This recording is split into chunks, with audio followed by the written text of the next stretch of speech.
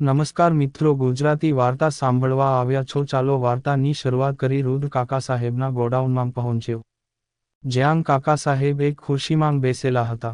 રૂહીને પાછળ એક ખુરશીમાં બાંધેલી હતી. આ રુદ્ર, તે ભલે પૂરી દુનિયાથી છુપાવીને રાખી, પણ અમે શોધી કાઢી તારી પત્નીને, તારી કમજોરીને. હવે તારે અમારી વાત માનવી પડશે, નહીંતર તારી પત્ની જીવતી નહીં બચે. હવે તું અમારા ઈશારા પર નાચીશ, નહીંતર આ સુંદરીનો ખેલ આ દુનિયામાંથી ખતમ. કાકા સાહેબ, તે મારી પત્ની નથી. અચ્છા, તો તે તારા ઘરમાંથી કેમ બહાર નીકળી અને આટલા દિવસ કેમ અંદર હતી? અને બીજી વાત, મારા એક ફોનથી તું દોડતો દોડતો કેમ આવી ગયો? બધું જ જણાવું. રુદ્ર રૂહી તેને કઈ રીતે મળી તે પૂરી વાત જણાવ્યું. તારા ડોક્ટર પર મને વિશ્વાસ નથી. તે અગર ડૂબી હશે તો તેના પરિવારે ફરિયાદ નોંધાવી હશે. ઊભો રહે, મારો મિત્ર છે પોલીસ સ્ટેશનમાં, હું તેને પૂછી જોઉં. કાકા સાહેબ ફોન કરીને રૂહી નામની સ્ત્રી વિશે પૂછ્યું. મને ઉલ્લુ બનાવતો હતો. કોઈ પણ પોલીસ સ્ટેશનમાં કોઈ ફરિયાદ નથી. એક મિનિટ, તમે મારા પતિ આદિત્ય શેઠને ફોન કરો. તેમની મુંબઈમાં આદિત્ય જ્વેલર્સ કરીને શોરૂમ છે. રૂહી કાકા સાહેબને આદિત્યનો ફોન નંબર આપ્યો, જે રુચિએ ઉપાડ્યો. હેલો, હું હરિદ્વારથી બોલું છું. હું આદિત્ય શેઠ સાથે વાત કરી શકું છું? કાકા સાહેબ પણ શેના માટે હરિદ્વારથી ફોન આવ્યો તે સાંભળીને રુચિને આઘાત લાગ્યો. તેમની પત્ની વિશે વાત કરવી હતી. એ તો મરી ગઈ 2 મહિના થયા. મૂકો ફોન. રુચિએ ફોન મૂકી દીધો. બસ, હવે હું કોઈને ફોન નહીં કરું. મને હવે વધારે ઉલ્લુ નહીં બનાવી શકો. રુદ્ર, સ્વીકાર કે આ તારી જ પત્ની છે, નહીંતર. કાકા સાહેબે રૂહીના લમને બંદૂક રાખી. હા, રૂહી મારી પત્ની છે. રૂહી રુદ્રાક્ષસીન. હવે છોડી દો તેને. રુદ્ર ચિંતામાં આવી ગયો. સરસ, અંતે તે સત્ય કબૂલ્યું. રૂહીને રુદ્રની વાત સાંભળીને આઘાત પામી.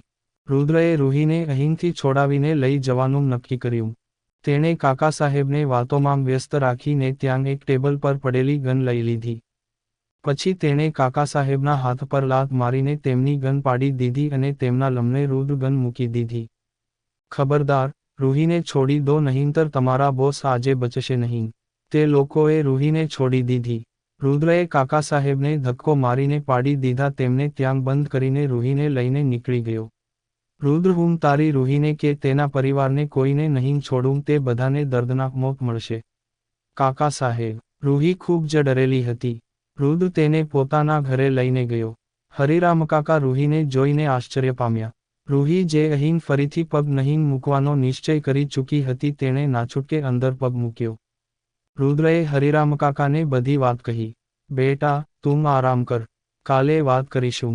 મને ભૂખ લાગી હતી. રૂહી નાના બાળક જેવું મોંઢું કરીને બોલી. રુદ્રબાબા જમવાનું તૈયાર હતું.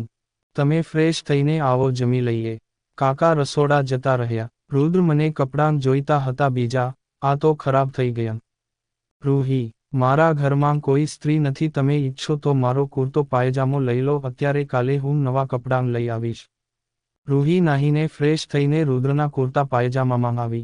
તેના ભીના વાળમાંથી પાણી ટપકતું હતું. મોઇશ્ચરાઇઝર લગાડેલો ચહેરો ચમકતો હતો. રુદ્ર તેની સુંદરતા જોઈને દંગ રહી ગયો. રૂહીની સાદગી તેની સુંદરતામાં વધારો કરી રહી હતી.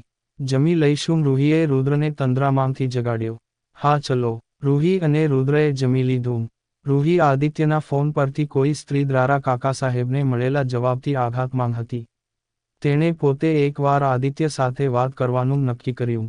રુદ્ર ફરીથી રૂહીની આત્મહત્યાવાળી વાત યાદ આવતા ગુસ્સે થયો. જુઓ, જ્યાં સુધી કાકા સાહેબની ગેરસમજ દૂર નહીં થાય ત્યાં સુધી તમારે અહીં જ રહેવું પડશે. અહીં થોડા નિયમો તમારે પાળવા પડશે. જેમ કે તમે આ ઘરમાં મહેમાન છો તો ઘરના સભ્ય બનવાની કોશિશ ના કરતા. બીજું, રસોડામાં પગ મૂકવાનો નહીં. તમારે જે પણ જોઈએ તે મને કે હરિરામ કાકાને કહેવાનું. ઘરના અન્ય કોઈ પણ રૂમમાં કોઈ પણ વસ્તુ અડવી નહીં. સારું, પણ શું હું મહાદેવજીની પૂજા કરી શકું છું? હું તેમને ખૂબ જ માનું છું. રૂહી સુંદર અને વિશાળ મહાદેવજીના મંદિરને જોતા બોલી. હા, પણ મોટા અવાજે નહીં. ચોક્કસ. રૂહી તેના ગેસ્ટરૂમમાં સૂવા જતી રહી. થાક અને નબળાઈને કારણે તે તરત જ સૂઈ ગઈ. બીજા દિવસે સવારે નાસ્તાના ટેબલ પર રુદ્ર અને રૂહી વચ્ચે એક અજીબ શાંતિ હતી. રુદ્રાક્ષજી, મારે એકવાર મારા પતિ સાથે વાત કરવી છે. કદાચ તે અહીં મને લેવા આવે તો કાકા સાહેબની ગેરસમજ દૂર થઈ જાય. રુદ્રએ રૂહીને તેનો મોબાઈલ આપ્યો. રૂહે આદિત્યનો મોબાઈલ નંબર લગાડ્યો. અહીં આદિત્ય રુચિની બાંહોમાં નિરાંતે સૂઈ રહ્યો હતો. ફોનની રિંગ વાગતા તે ઉઠી ગયો. આદિત્ય. આ અવાજ સાંભળીને આદિત્ય સફાળો બેઠો થઈ ગયો. રૂહી. રૂહીનું નામ સાંભળીને રુચિ પણ બેઠી થઈ ગઈ. આદિત્ય, હું જીવું છું અને અહીં હરિદ્વારમાં જ છું. આદિત્ય, હું મુસીબતમાં છું. તું પ્લીઝ મને અહીં આપના પરિવાર સાથે લેવા આવને. આદિત્ય રૂહીના જીવતા હોવાના સમાચારથી ભાવુક થઈ ગયો, પણ સામે રુચિનો ધમકીવાળો ચહેરો જોઈને તે ખુશી જાહેર થવા દેતો નથી. અહીં રુદ્ર ફોન સ્પીકર પર મૂક્યો. રૂહી કોણ? રૂહી કઈ રૂહી? તે રૂહી જેણે વગર વિચારે આત્મહત્યા કરવા જેવું કાયરો જેવું પગલું ભર્યું હતું. જીવ જોખમમાં હતો. તે વાત તને આત્મહત્યા કરતી વખતે નહોતી યાદ આવી? આદિત્ય, મેં આત્મહત્યા નહોતી કરી. તને ખબર છે કે આરુહની શું હાલત થઈ હતી તારા વગર? એકદમ દુઃખી અને નિરાશ. માંડ માંડ સંભાળ્યો તેને. રુચિએ આદિત્યને ઈશારો કહીને ના પાડી. આદિત્ય આઘાત પામ્યો. બોલ આદિત્ય. રૂહી રડી રહી હતી. ના, તું જ્યાં હોય ત્યાં જ રહે. આમ પણ તારી અંતિમ વિધિ અમે કરી જ નાખી હતી. બધાને તને મૃત જ સમજી લીધી હતી. રૂહીએ આદિત્યને પોતાને આવતા એટેક વિશે કહ્યું. તે દિવસે બનેલી ઘટના અને રુદ્ર દ્વારા થયેલા બચાવ વિશે પણ કહ્યું. અચ્છા, એ જે પણ હોય, હવે તેનો કોઈ અર્થ નથી.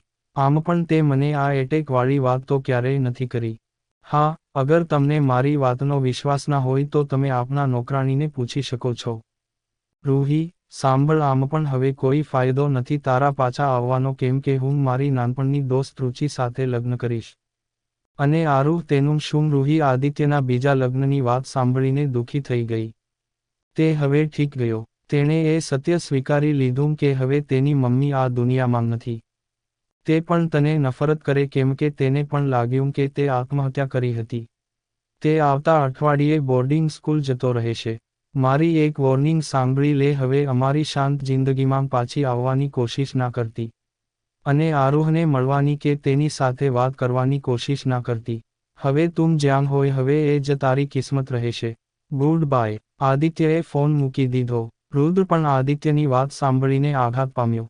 તેને રૂહી માટે સહાનુભૂતિ થઈ, પણ તે હજી એમ જ માનતો હતો કે તેણે આત્મહત્યાની કોશિશ કરી હતી.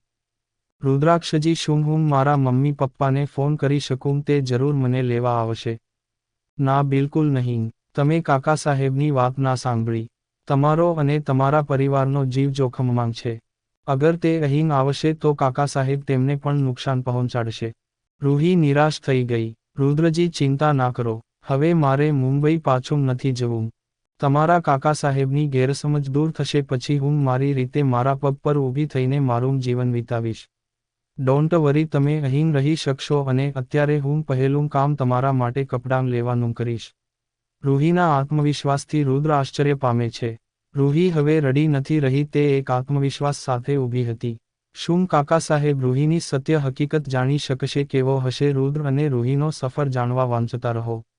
આવી જ સ્ટોરી સાંભળવા માટે ચેનલને સબસ્ક્રાઇબ અને વિડીયોને લાઇક કરજો મિત્રો. ધન્યવાદ.